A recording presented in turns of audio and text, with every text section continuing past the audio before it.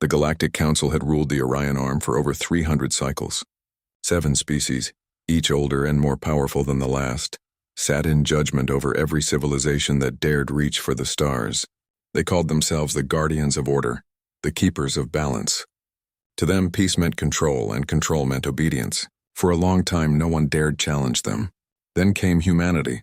Earth had only broken the light barrier 70 years ago. In cosmic terms, that was less than a blink. Yet in that short time, humans had built colonies on Mars, Luna, and the moons of Jupiter. They had sent probes beyond the Oort cloud and established trade with 2 minor alien species on the fringe of Council space. Their ships were small, their weapons crude by Council standards, but their drive was unmatched. They learned fast. They adapted faster, and worst of all, they asked too many questions. That was the real problem. Not their ships or their colonies, but their refusal to accept the Council's word as law. When the Council declared the Zeta Reticuli system off limits due to cultural preservation, human survey teams entered it anyway. When the Council demanded all FTL research be shared for security review, Earth scientists politely declined, citing sovereignty. Each act was minor on its own, but together they painted a picture the Council could not ignore. Humanity was unpredictable. And in a galaxy built on predictability, unpredictability was a disease. The emergency session was called without warning. All 7 Council species gathered in the Grand Conclave Chamber, a vast dome floating above the gas giant Virel Prime. Holographic thrones shimmered into place as ambassadors materialized from their homeworlds. At the center of the chamber stood Carl Dawson, Earth's ambassador. He was a man in his late 50s with tired eyes and a calm voice that had carried him through decades of tense negotiations. He wore a simple gray suit, no armor, no ceremonial robes, just the uniform of a man who believed in words over weapons. High Arbiter Kalen of the Virelians presided over the session. Tall, silver-skinned, with eyes like polished obsidian, Kalen spoke rarely but always with finality. Today his voice echoed through the chamber like ice cracking under pressure. Species designation human origin Sol system. Status non-compliant. Repeated violations of Galactic Accords Articles 12, 19, and 44. Unauthorized exploration. Refusal of oversight. Disregard for established boundaries. Carl kept his hands clasped behind his back. He had expected this. With respect, Arbiter, humanity has never attacked another species. We've sought only to explore, to learn. The Zeta Reticuli system was empty. No life, no ruins, no cultural artifacts. We found nothing but dust and asteroids. A fact you determined without Council authorization, Kalen replied. Your kind assumes. You act, you do not ask. That is the pattern. And patterns, Ambassador, become threats. Carl took a slow breath. We're not a threat. We're students. Young, yes, but willing to listen. Give us a seat at the table. Let us prove we belong. A murmur rippled through the chamber. The Qatari ambassador, a multi-limbed being draped in iridescent silk, hissed softly. Students do not ignore warnings. Students do not bypass patrol zones. Students do not develop phase shift drives in secret. We developed nothing in secret, Carl said. Our research is published openly on the Interstellar Data Exchange. Anyone can read it. Which is precisely why it must stop, Kalen said. Your openness is chaos. Your curiosity is contagion. Other young species watch you. They see your defiance and think it is strength. It is not. It is recklessness. Carl felt the weight of the moment pressing down. He had argued with bureaucrats, generals, even alien warlords, but never with an entire galaxy's ruling body that had already made up its mind. Still, he tried one last time. Humanity isn't asking for special treatment, just a chance. We'll accept observers on our ships. We'll submit our research for review, but don't shut us out. Don't treat us like criminals for wanting to reach the stars.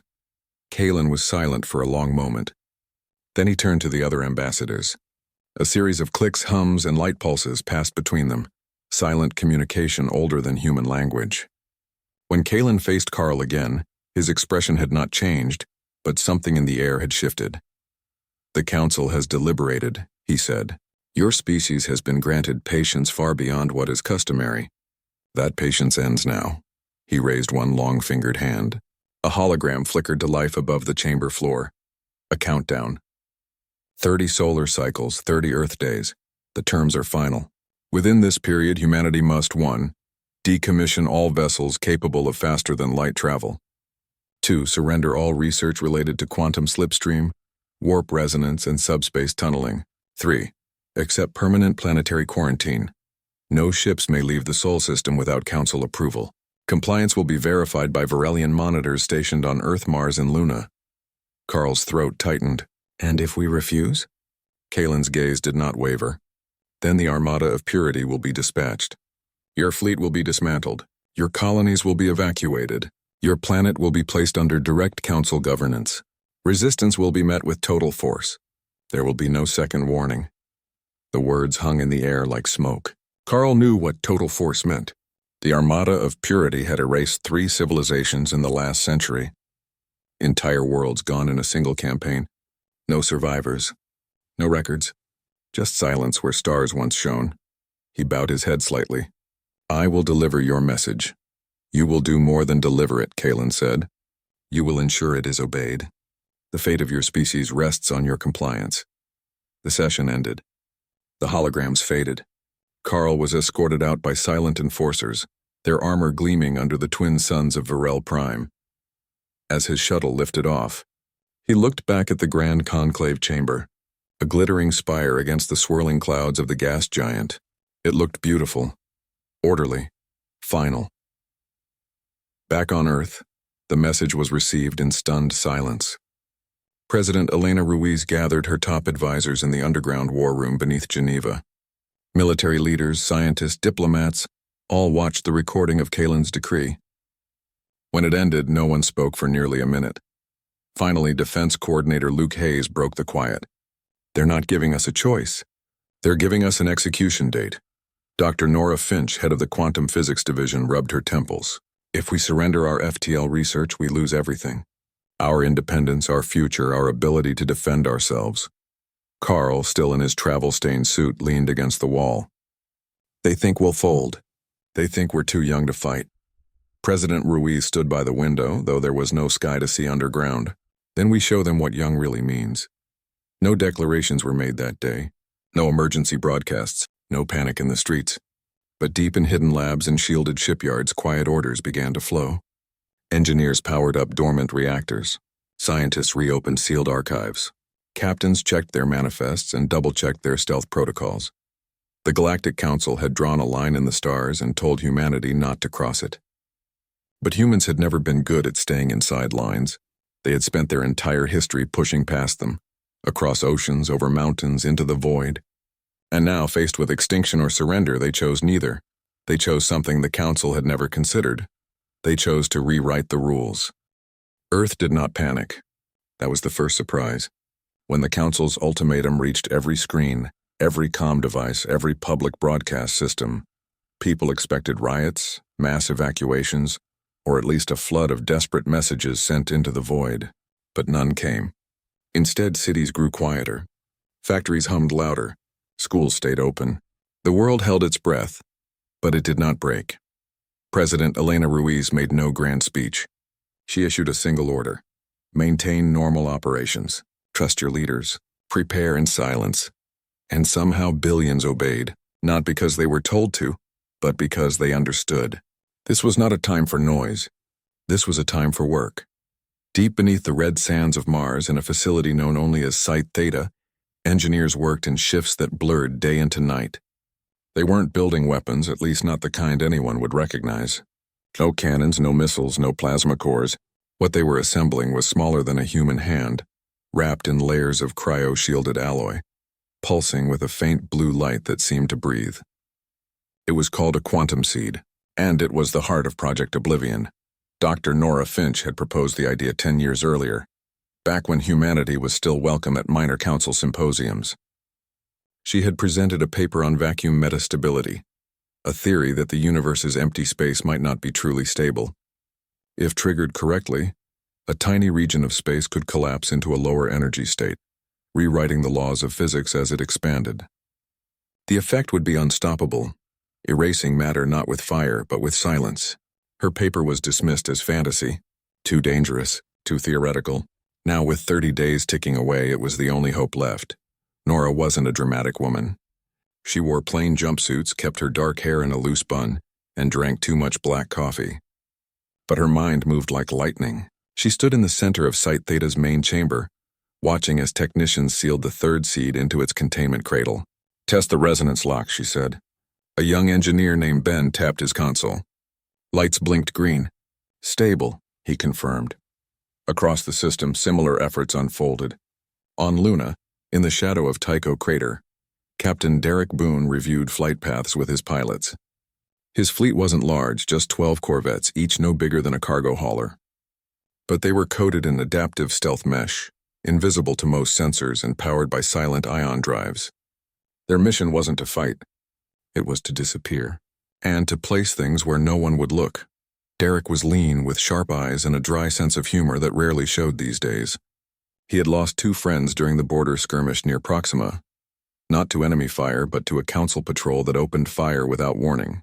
He hadn't forgotten. None of them had. But revenge wasn't the goal now. Survival was.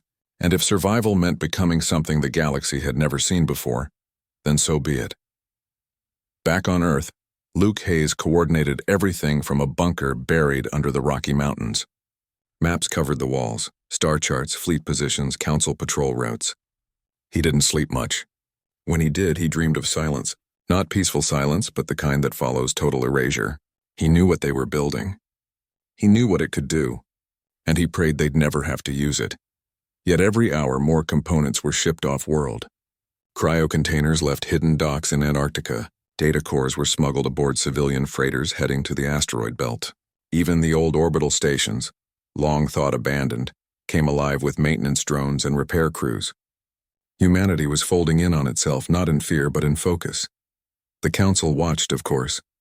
Their long-range sensors tracked every launch, every energy spike. But what they saw confused them. No warships were being armed. No battle groups formed. Earth's military activity appeared normal. Routine maintenance, supply runs, scientific missions. To the Council, it looked like surrender in slow motion. They assumed humanity had accepted its fate. They were wrong. What the Council didn't see were the quantum dampeners masking energy signatures. They didn't detect the encrypted data streams bouncing between moons using laser relays hidden inside comet tails.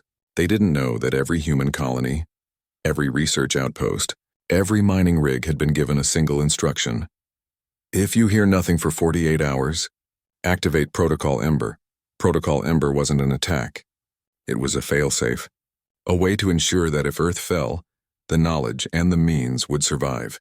Seeds were hidden in vaults beneath Martian ice, inside hollowed-out asteroids, even buried in the crust of Venus.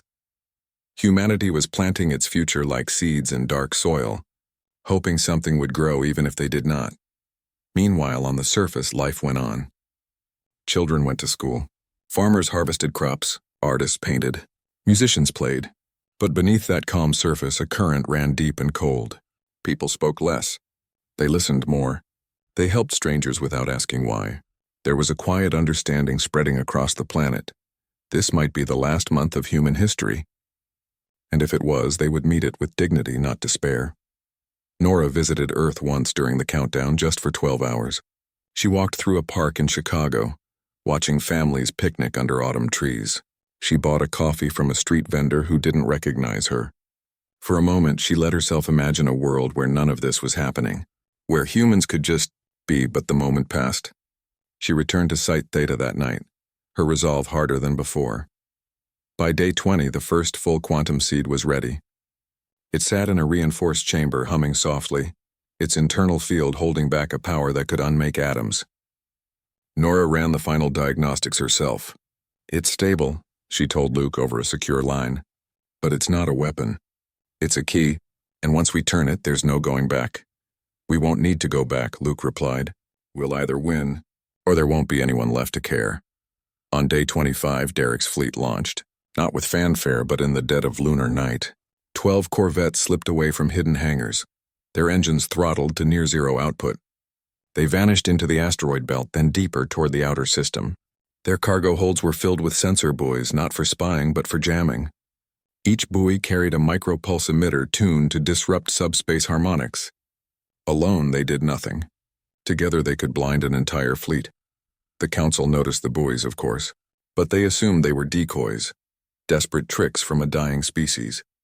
They sent scout ships to investigate. None returned. Their signals simply stopped.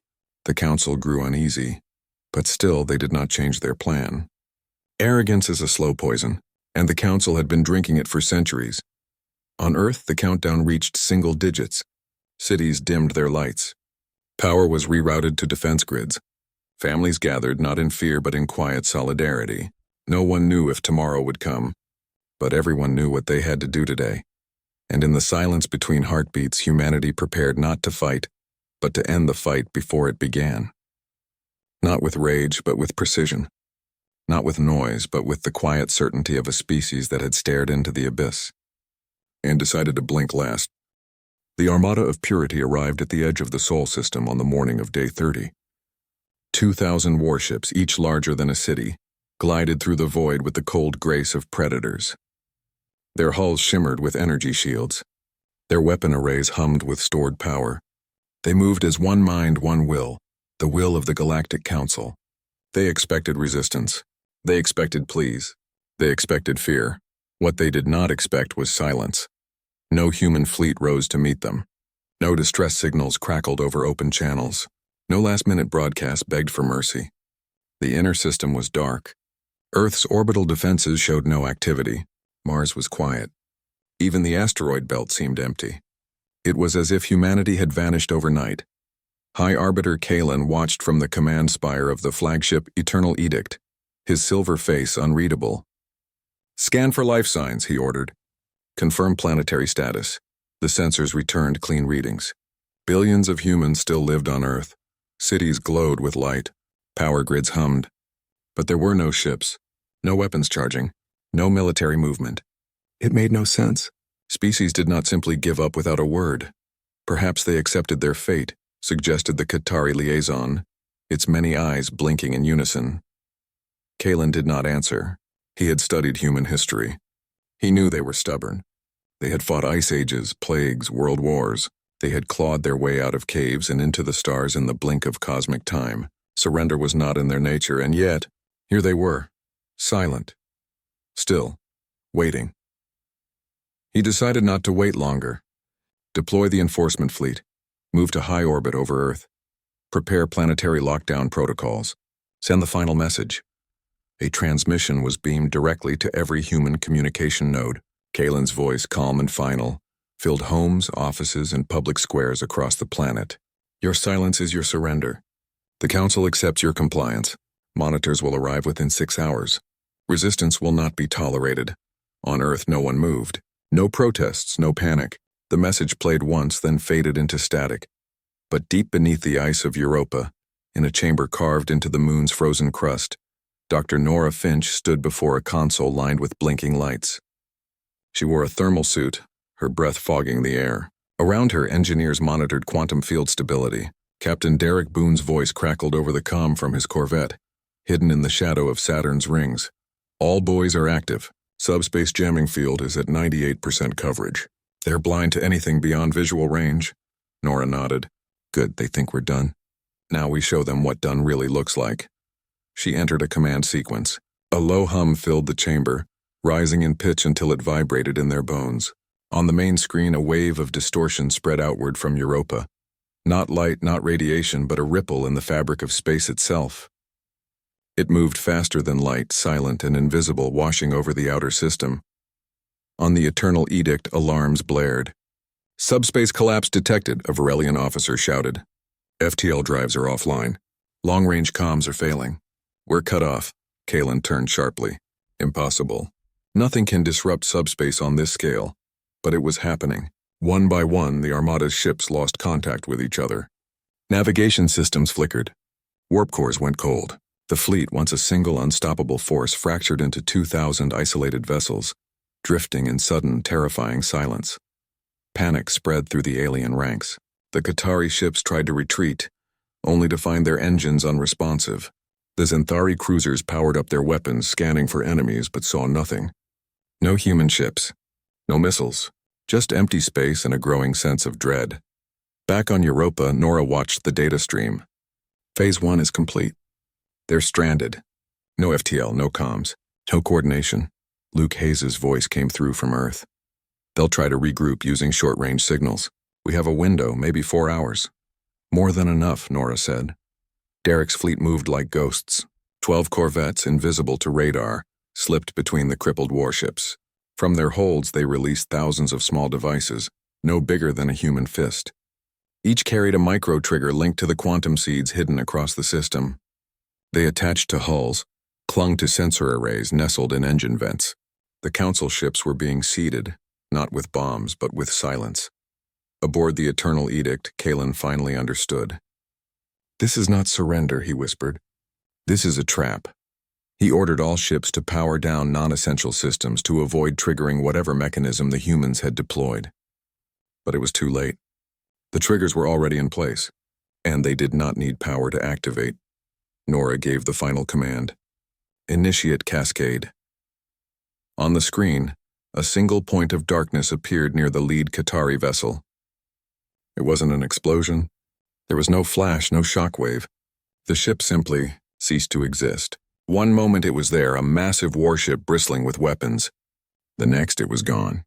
Not destroyed, not shattered, erased, as if it had never been. Then another vanished. And another. The effect spread like ink in water, smooth and unstoppable. Entire squadrons blinked out of reality, leaving no debris, no energy trace, no echo. The armada of purity was being unmade, atom by atom, by a force it could not see, could not fight, could not even understand. Kalen stared at the view screen as his fleet dissolved around him. He tried to send a warning to the Council homeworlds, but the comms were dead. He tried to launch escape pods, but the launch bays were already emptying into nothingness. He felt no pain, only disbelief. How could a young species wield such power? How could they choose to use it so quietly? On Earth, people watched the sky, not with fear but with grim relief. Telescopes showed the alien fleet shrinking, not from battle but from absence. Scientists recorded the event in stunned silence. Children asked their parents what was happening.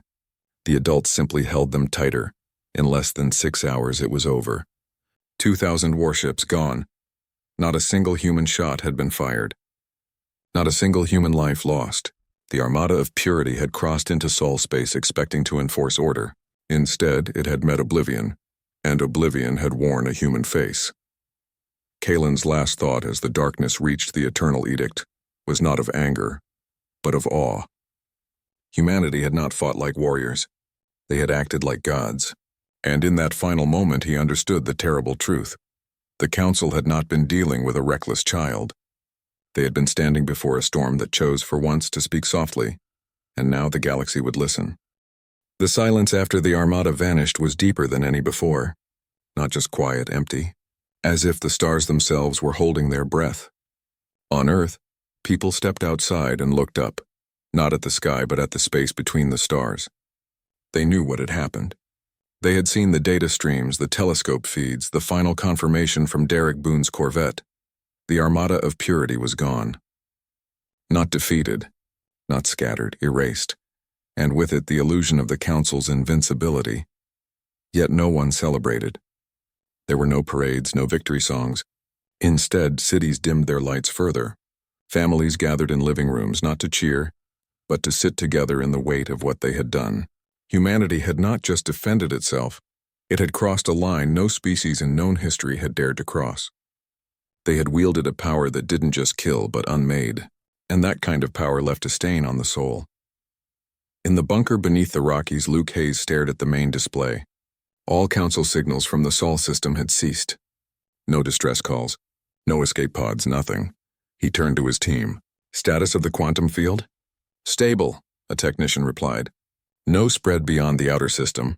The cascade self-terminated as designed." Luke nodded. The weapon had worked exactly as Nora predicted.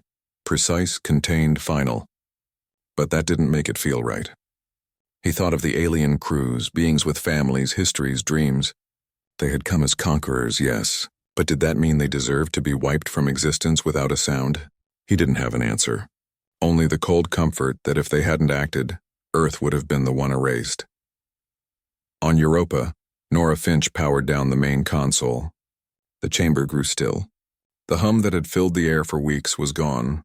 She removed her gloves and sat on the cold floor, her back against the wall. She had spent years chasing this theory, proving it could work. Now that it had, she felt no triumph, only exhaustion and a quiet sorrow. She had not wanted to be the one to press the button. But someone had to. And if not her, then who? Derek Boone guided his Corvette back toward the inner system. His crew was silent. They had watched warships vanish like smoke. They had deployed the triggers with steady hands, but now their eyes were hollow. One young pilot, barely 20, whispered, "Did we just become monsters?" Derek didn't answer right away. He looked at the empty space where the Armada had been. "Monsters don't give warnings," he finally said. "Monsters don't wait 30 days. Monsters don't try to talk first. We gave them every chance. They chose to come anyway." Back on Earth, President Elena Ruiz addressed the world, not with a speech but with a simple message broadcast on all channels. "We acted to protect our home. We did not seek this path, but we will not apologize for surviving. Let this be a lesson to any who would threaten us again. Humanity does not start wars, but we will end them." The message was short. No fanfare, no threats, just truth. Across the galaxy, the news spread like wildfire. Council outposts on distant worlds received no word from the Armada. Scans showed the Sol system quiet but intact. No human ships pursued the vanished fleet. No broadcast gloated, just silence. And in that silence, fear took root. On the Varelian homeworld, the ruling council convened an emergency session. But without Kalen, their unity crumbled. Some demanded immediate retaliation. Others argued that humanity now possessed a weapon beyond comprehension. A third faction suggested opening diplomatic channels before it was too late. For the first time in centuries, the council was divided. 2 of the 7 member species, the gentle Merathi and the scholarly Orlan, publicly withdrew from the council. They sent quiet messages to Earth, not of surrender, but of respect. "You showed restraint," their envoys wrote. "You used your power only when forced. We wish to speak not as rulers but as equals." The other species reacted with rage or terror. The Zenthari began fortifying their borders. The Qatari recalled all their fleets to home space. Rumors spread of secret meetings. Of weapons research restarted in panic. But no one dared move against Sol, not after what they had seen. On Earth, life slowly returned to something like normal. Schools reopened fully. Factories shifted back to civilian production. But everyone carried the knowledge of what had happened. Children learned not just math and history, but ethics and restraint. Scientists debated the future of quantum research. Some called for it to be banned forever. Others said it must be guarded, not abandoned. Nora Finch returned to Earth and disappeared into a small research station in the Canadian wilderness. She refused interviews. She declined honors. She only asked to be left alone with her thoughts and her notebooks. Sometimes she walked through the snow-covered woods listening to the wind. It reminded her that some things were still simple, still real. Derek Boone was offered command of Earth's new deep space defense fleet. He accepted, but only on one condition. No offensive missions. No patrols beyond our system unless invited. We protect, we don't provoke. Luke Hayes stepped down from his post a month later. He moved to a quiet town in New Mexico, bought a small house and started growing tomatoes. When asked why, he just smiled. "I've spent enough time planning endings. Now I want to help things grow." President Ruiz remained in office, but her leadership changed. She focused on rebuilding trust, not just among humans, but with the few alien species willing to reach out. Trade resumed with the Merathi. Cultural exchanges began with the Orlan. Slowly, carefully, humanity reached a hand across the stars, not as a threat, but as a neighbor who had learned the cost of silence. And through it all, the galaxy watched. No one attacked. No one tested Earth's borders. Ships that passed near the Sol system gave it a wide berth. When asked why, alien captains would simply say, "We remember the Armada." Humanity had not won a war. They had ended one before it truly began. And in doing so, they had changed the rules of the cosmos. Not with fire, not with fury, but with the terrible, quiet power of a species that had looked into the abyss, understood its own capacity for destruction, and chosen to use it only once. Now, the universe knew, cross humanity, and you won't be defeated. You'll be unmade, and in that unmaking, the stars themselves would fall silent. Years passed. The stars did not forget. The galaxy moved on, but it moved differently now. more carefully, more quietly. Where once council envoys had arrived with demands and ultimatums, new ships approached the edge of the Sol system with caution, their signals polite, their intentions clear. They came not to command, but to ask. And Earth, for its part, answered, not with weapons, not with silence, but with words. The first official visitor after the incident was Ambassador Vela of the Murathi. Her ship, a slender vessel shaped like a falling leaf, hovered at the agreed boundary near Neptune. She requested permission to enter. Earth granted it. She brought no guards, no weapons, only a data crystal containing centuries of Marathi poetry, and a single question: how do we earn your trust? President Elena Ruiz met her in orbit, aboard a peaceful science station that doubled as a diplomatic hub. There were no flags, no military escorts, just two women sitting across a table made of reclaimed lunar wood. Ruiz did not speak of power or victory. She spoke of loss, of fear, of the weight of choices made in the dark. Vela listened, and for the first time in her long life she understood that strength did not always roar. It sometimes whispered and still shook the world. Trade resumed slowly. Not in weapons or war tech, but in seeds, in music, in stories. The Orlan sent historians to study human archives. The Marathi shared star mapping techniques that helped Earth navigate safer routes through nebulae. No treaties were signed in grand halls. Agreements were made in quiet conversations, sealed with handshakes and shared meals. Humanity did not seek to lead. It simply chose to exist and to be respected. On Earth, life settled into a new rhythm. Children born after the incident grew up knowing a different truth, that their species had once stood alone against the might of the galaxy and did not flinch. But they were also taught that true courage was not in destruction, but in restraint. Schools taught the story of the Armada not as a legend of glory, but as a warning. Power without wisdom is ruin, the textbooks read, and silence can be louder than any bomb. Nora Finch never returned to quantum weapons research. Instead, she turned her mind to healing.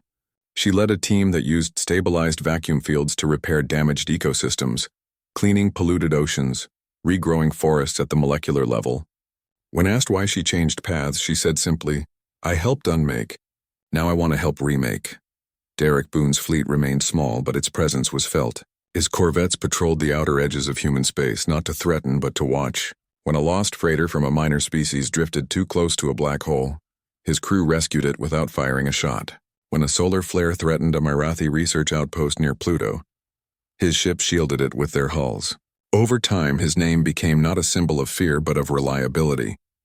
Alien pilots would say, "If Boone's out there, we're safe."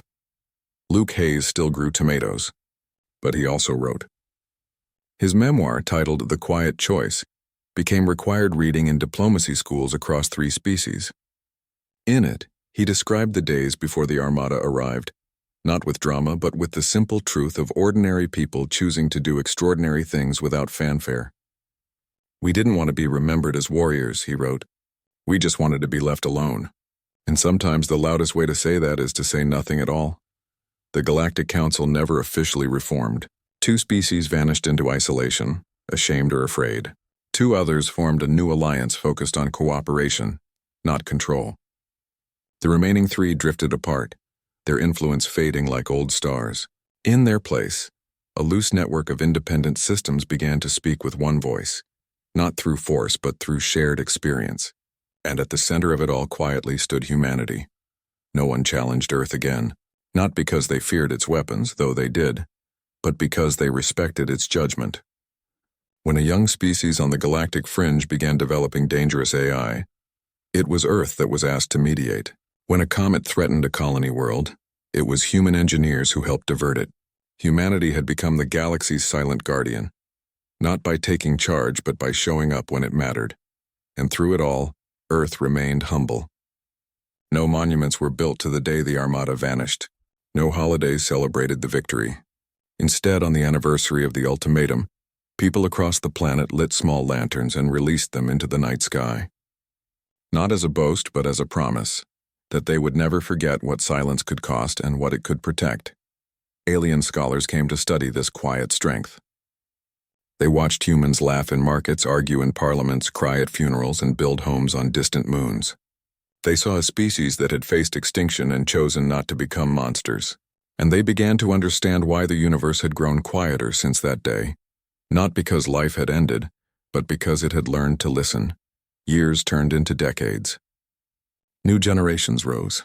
Ships with human markings traveled deeper into space than ever before, but always with open comms, always with peaceful intent. When they met new species, they did not demand surrender. They offered friendship, and more often than not, it was accepted. The galaxy had learned a hard lesson. Cross humanity, and you would not be met with rage or revenge. You would be met with silence, and in that silence, your end would come not with a scream, but with a breath. And so the stars remained calm, not out of fear alone, but out of respect, for humanity had not just survived. It had shown the cosmos that the most powerful force in the universe was not fire, not speed, not even time, but the choice to walk away from the edge and still be feared.